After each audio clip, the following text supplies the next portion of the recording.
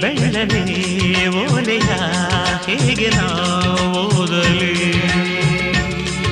ಇದು ಓದು ಓಲೆಯಲ್ಲ ಬರೆದುಕೋ ನನ್ನ